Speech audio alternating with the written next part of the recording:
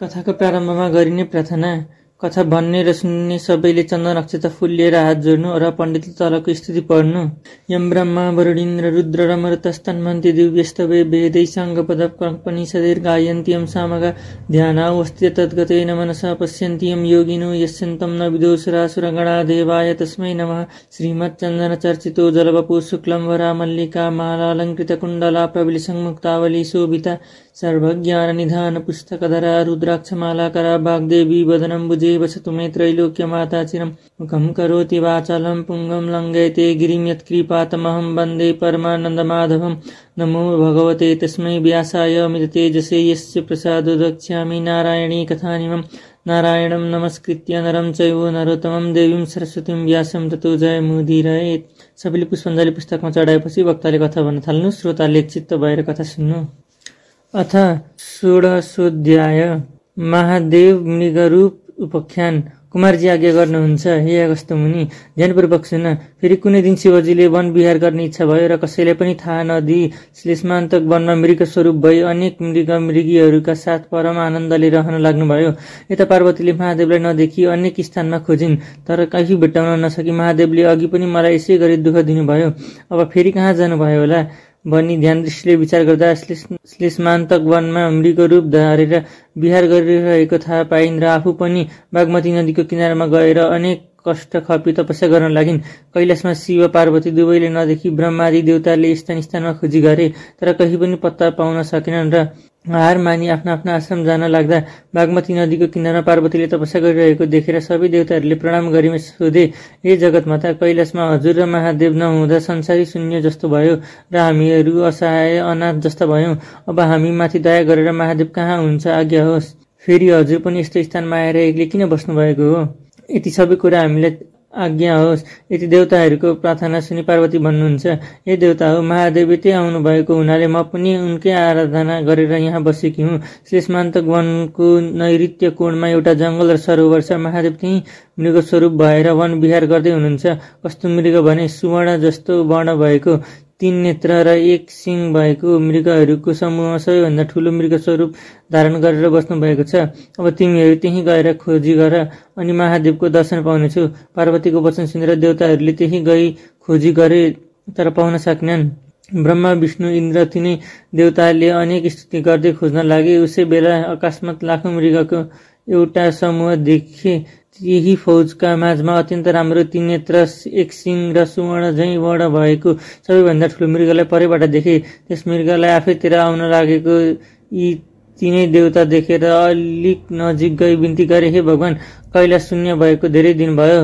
हे दया सागर, हामी त्रिदेव ब्रह्मा विष्णु इन्द्रमाथि दया गरी दर्शन दिनुहोस्। यस्तै अनेक स्तुति गर्दै मृगस्वरूप शिवका नजिकै गए। आफूतिर आउन लागेका देवतालाई देखेर रुद्र मृग उफ्री उफ्री भाग्न लागे। रुद्र मृगको यस्तो चाला देखेर विष्णु भगवान भन्नुहुन्छ, हे देवेन्द्र, हामीहरूको प्रार्थनाले महादेव चैतन्य हुने भएनन्। अब हामी 3 व्यक्तिले 3 तर्फबाट घेरेर समातौं। विष्णुको त्यस्तो वचन सुनेर हुन्छ भनी 3 देवता 3तिर उभि घेरा दिएर रुद्र मृगको सिङमा जरामा विष्णुले र माझमा ब्रह्माले टुप्पोमा इन्द्रले बलपूर्वक समाते। ती त्रिदेवले समाउने साथ रुद्र मृग अन्तर्ध्यान भए। सिङ मात्रै त्रिदेवका हातमा रह्यो। त्रिदेवले बेसरी समातेको हुनाले त्यो सिङको 3 टुक्रा भई तीनै देवताका हातमा 1-1 टुक्रा आयो।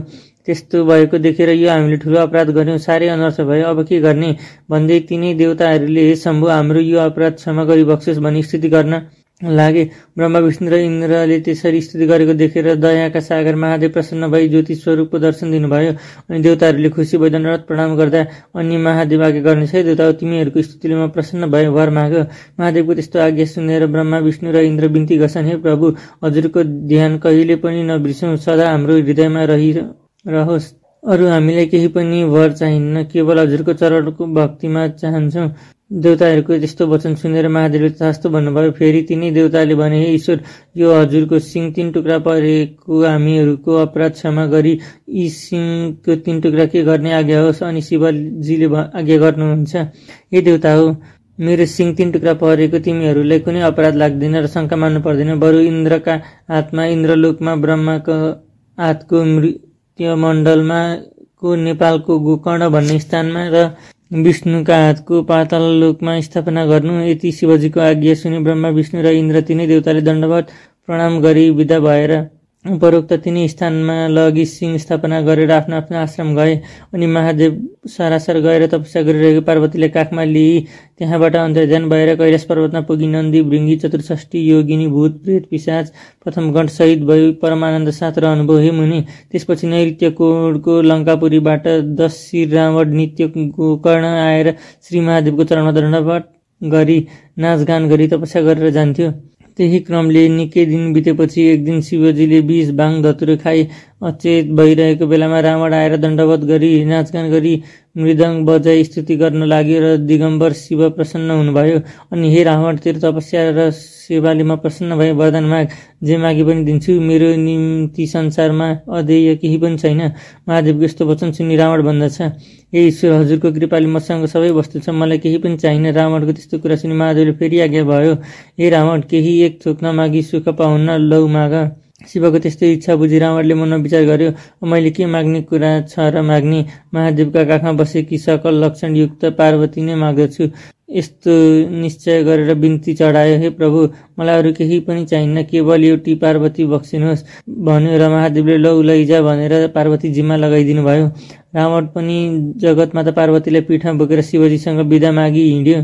यो सबै वैकुण्ठनाथ विष्णुले थाहा पाई अनर्थ हुन आँट्यो भन्दै तत्काल हावा भन्दा पनि शीघ्र गतिले मोहिनी रूप धारण गरी रावण कहाँ पुगेर भन्नुभयो, हे महाशय, तिमी को हो, कहाँबाट आइरहेका छौ? पिठमा बोकेकी यी सुन्दरी को हुन्, किन बोकेर ल्यायो र कहिले कहाँ लैजानलाई विचार छ? रावणले भन्यो, हे सुन्दरी, लङ्कापुरीको राजा रावण भनेको मै हुँ। मेरो तपस्याले प्रसन्न भई महादेवले मलाई आफ्नी स्त्री पार्वती दिनुभयो र यी तिनै पार्वती हुन्। म यिनलाई बोकेर लङ्कापुरी जाँदैछु। यदि रावणको कुरा सुनि मोहिनी भन्न लागिन्, हे वीर रावण, के तिमीलाई लाज लाग्दैन? के ती पार्वती हुन्? तिमीलाई छलेर महादेवले मायाद्वारा रचेकी यी स्त्री दिएछन्। तिमी यस्ता राजा र वीर व्यक्तिले यस्ती स्त्री पीठमा बोकेर हिँडेको कसैले देख्यो भने के भन्लान्? यी पार्वती होइनन्, तिमीलाई महादेवले झुक्याएका छन्। बरु पार्वती लैजाने इच्छा भयो, म तिमीलाई पार्वती पाइने स्थान बताइदिन्छु। सुन, महादेवले आसन गरिराखेको बाघको छालाभित्र साँच्चीकी पार्वती लुकाइराखेकै छन्, त्यही मागेर लैजाऊ। यति भनी अनेक हाउभाउ कटाक्षले छोपी मोहिनीहरू विष्णुले कुरा गर्दा रावणको चित्त बुझ्यो र पार्वतीलाई त्यही छोडेर आफू फेरि कैलाश पुग्यो। यता विष्णुले पार्वतीलाई वैकुण्ठ लगी पूजा र सत्कार गरेर राखे, उता महादेवको चेष्टा भइरहेकै थियो। त्यसै बेला रावण पुगेर बिन्ती गर्यो, हे ईश्वर, हजुरले मलाई छलेर पार्वती भनी मायाले एउटी स्त्री बनाइदिनु भएछ। त्यो कुरा थाहा पाई मैले बाटोमा फालेर आएँ। दिने इच्छा भयो, हजुरले आसन गरिराखेको बाघको छालाभित्र कि पार्वती दिनुहोस्। रावणले यस्तो भनेको सुनि महादेवले ध्यान दृष्टिले विचार गर्दा पार्वतीलाई विष्णुले लगेछन् भन्ने थाहा पाई मायाले एउटी स्त्री उत्पन्न गरेर आसन राखिएको बाघको छालाभित्रबाट झिकेर लौ लैजा भनिदिनु भयो। रावण अत्यन्त प्रसन्न भएर माया रचित स्त्रीलाई पीठमा बोकी लङ्कापुरी गयो। यता विष्णुले पार्वतीले महादेव कहाँ पुर्याई वैकुण्ठ जानुभयो। कुमारजी आज्ञा गर्नुहुन्छ, हे अगस्त मुनि, एक चित्त भएर सुन। एक दिन महादेवले पार्वतीसित सल्लाह गरी मानसरोवर तलाउमा राजहंस भएर जल क्रीडा गर्न जानुभएको थियो। त्यसै मौकामा अन्तपुरी नामको नगरमा बस्ने एउटा जालन्धर थियो। त्यसकी वृन्दा नामकी अत्यन्त पवित्र पतिव्रता स्त्री थिइन्। एक दिन ती दुवै पति पत्नी बसेर ठट्टा गरिरहेका थिए। त्यसै बखतमा जलन्धर अकस्मात बिस्सरी हाँसेर वृन्दाले सोधिन्, हे स्वामी, किन यसरी हाँस्नुभयो? जलन्धरले भन्यो, हे वृन्दा, तिमी जस्ती सुन्दरी पत्नीहरू कसकी होला भन्ने लागेर हाँसेको हुँ, अरू केही कारण होइन। वृन्दाले उत्तर दिइनन्, हे स्वामी, म के राम्री छु र? महादेवकी स्त्री पार्वतीलाई देखे के गर्नु होला? वृन्दाको यस्तो कुरा सुनि जलन्धरले भन्यो, हे स्त्री, यो कुरा साँचो हो। त्यो भए म पार्वतीलाई छल्न जान्छु। यति कुरा गरी मायाले महादेवको रूप धारण गरी कैलाश पुग्यो। पार्वतीले महादेव आउनुभयो भनी सुनको कमण्डलु लिई पाउ धुन ढोकामा आइन्। पार्वतीलाई देख्न साथ महादेव रूपधारी जालन्धर मूर्छा परेर लड्यो। अनि पार्वतीले ध्यान दृष्टिले विचार गर्दा आफूलाई छल्न महादेवको रूपधारी जलन्धर आएको थाहा पाई द्वारपाललाई भनिन्, हे नन्दी, हे भृङ्गी, यहाँ कोही आए पनि मलाई नसोधी भित्र पस्न नदिनु भनी आफू कसैले नदेख्ने स्थानमा गएर लुकी रिसले चुर भई विष्णुको आराधना गरिन्। पार्वतीले क्रोधित भएर आराधना गरेको सुनि विष्णु भगवानले थाहा पाई गरुडमा चढेर तत्काल नै कैलाश पर्वतमा पार्वती कहाँ पुग्नुभयो। हे पार्वती, मलाई किन आराधना गरेकी भनी सोध्नुभयो। अनि पार्वती भन्दछिन्, हे विष्णु, महादेव जाल क्रीडा गर्न मानसरोवर तलाउमा राजहंस भई आनन्द मनाउँदै हुनुहुन्छ। यही मौकामा मलाई छल्न महादेवको रूप धारण गरी पापिष्ट जालन्धर आयो र मैले थाहा नपाई महादेव नै पाल्नुभयो भनी पाउँ धुन बाहिर ढोकामा जाँदा मलाई देख्नसाथ मूर्छा परी भूमिमा ढलेर लड्यो। त्यो देख्दा महादेव भए मलाई देख्नसाथ मूर्छित हुनु पर्दैनथ्यो। यो कुन पापी मलाई छल्न आयो होला भनी ध्यान दृष्टिले विचार गर्दा जालन्धर रहेछ भन्ने जानी द्वारपाललाई यहाँ कोही आए पनि भित्र नपठाउनु भन्ने आदेश दिएर यहाँ आई तपाईँको आराधना गरेकी हुँ। अब जे गर्नुपर्ने हो तत्काल गर्नुहोस्। यति पार्वतीको वचन सुनि विष्णु भगवान भन्नुहुन्छ, हे पार्वती माता, पापिष्ट जालन्धरले तपाईँलाई दगा गर्न माया रूप धारण गरेर आएपछि म गएर त्यसकी पतिव्रता स्त्री वृन्दाको सत्य राखेर आउँछु। यसमा कुनै शङ्का छैन। म पहिला मानसरोवर गएर महादेवलाई यहाँ पठाइदिन्छु। यति भनेर पार्वतीसित विदा भई ठुलो वेगले मानसरोवरतिर जाँदा भए।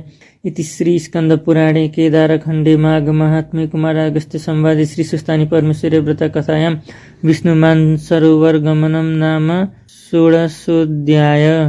आरती पुष्पाञ्जली। कथा सुन्ने सबै श्रोताले नित्य कथा सुनिसकेपछि चन्दन अक्षता फूल लिएर उभि हात जोड्नु अनि वक्ता पण्डित तल लेखिएको श्लोकहरू पढ्नु। उपनयतु मङ्गलम वा सकल मङ्गलालय श्रीमान दिनकर किरण निबोधित नवन नीलदल निवेक्षण कृष्ण काले वर्षतु पर्जन्य पृथिवी शतशालिनी देशोऽयं शवरहितो ब्रह्मणा सन्तु निर्भया अपुत्रा पुत्रिणा सन्तु पुत्रिणा सन्तु पौत्रिणा नितना सदना सन्तु जीवन्तु शरदं शतं तत्रैव गङ्गा यमुना च तत्र गोदावरी सिन्धु सरस्वती च तीर्थानि सर्वाणि वसन्ति तत्र यात्रा चित्तोद्धार कथा प्रसङ्ग या कुन्दिन्तु सारहार धवला या शुभ्रवस्त्रावृता या वीणावरदण्डमण्डितकरा या श्वेतपद्मासना या ब्रह्माच्युत शङ्कर प्रभृतिर्देवैः सदा वन्दिता सा मां पातु सरस्वती भगवती निःशेषजाड्यपः कायेन वाचा मनसिन्यैर्वा बुद्ध्यात्मना वा प्रकृतिसावत् करोमि यद्यत् सकलं परस्मै नारायणाय समर्पयेत। श्री सुस्तानी देव्यार्पणमस्तु। यति भनिसकेर कथा सुन्ने जति समस्त श्रोताहरूले पुस्तकको भाषामाथि पुष्पाञ्जली चढाई पुस्तकलाई ढोक गर्नु र आफ्नो आफ्नो मनको इच्छित वरदान माग्नु। सर्वे भवन्तु सुखिनः, सर्वे सन्तु निरामया, सर्वे भद्राणि पश्यन्तु, मा कश्चित् दुःखभाग् भवेत्। राधे राधे।